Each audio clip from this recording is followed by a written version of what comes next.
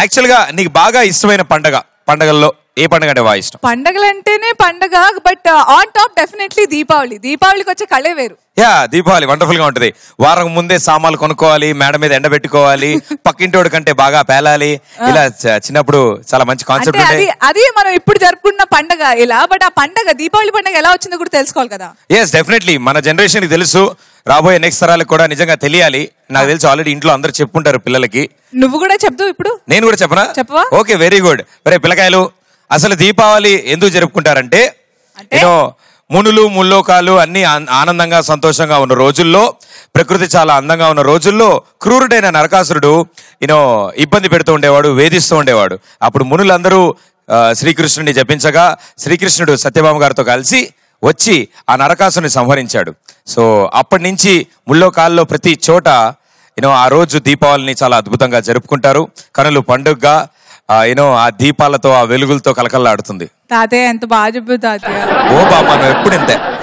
Okay, so మీరు చెప్తూ ఉంటే బాగుంది కానీ చూస్తే ఇంకా బాగుంది అనిపిస్తుంది. సో ఆ దీపావళి ఎందుకు వచ్చింది అనే ఈ కాన్సెప్ట్ ని ఒక డాన్స్ ఫామ్ లో చూపించడం నిజంగా నేను మాటల్లో 3 సెకండ్లో చెప్పుంటాను, బట్ ఆ 3 నిమిషాల్లో డాన్స్ ఫామ్ లో మీకు చూపించడానికి మనోజ్ అండ్ హిస్ గ్రూప్ వస్తున్నారు. Let's welcome them.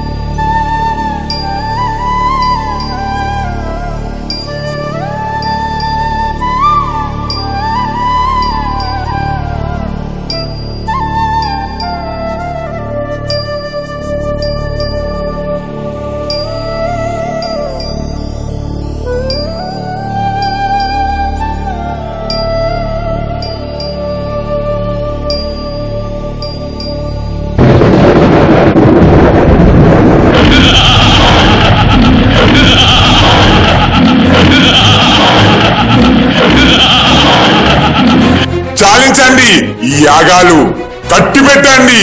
ఈ భజనలు ఈ లోకానికి మేమే అధిపతులం. హరినామాన్ని మర్చిపోండి. ఈ నరకాసురుణ్ణి స్మరించండి.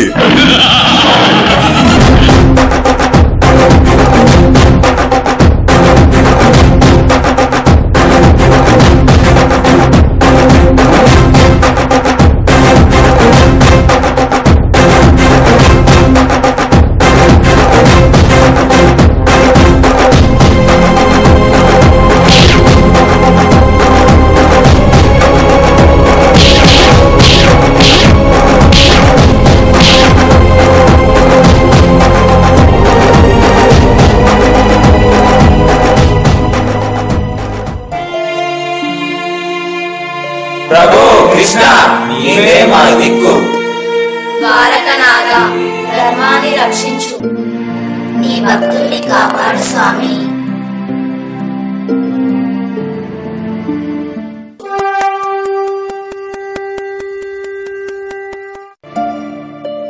అర్థమైంది భక్తులారా, త్వరలోనే సమరానికి వెళ్తాం. నరకాసుని సంహరిస్తాం, ధర్మాన్ని రక్షిస్తాం. సరేనా సత్యభామాదేవి? స్వామి ఎక్కడ ఉంటే ఈ సత్యభామ అక్కడే ఉంటుంది.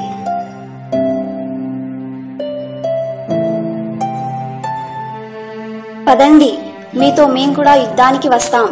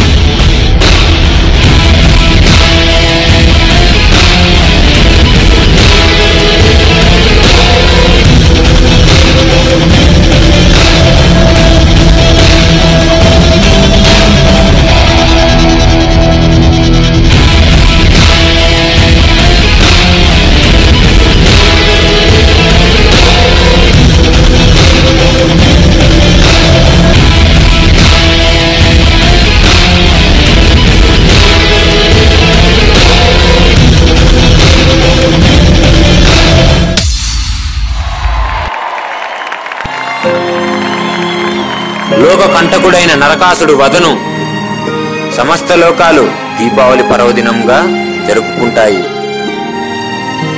ఈ సత్యకృష్ణుల్ని ఆరాధిస్తాయి. అస్తు తదాస్తు. లోక సమస్తా సుఖినో భవంతు.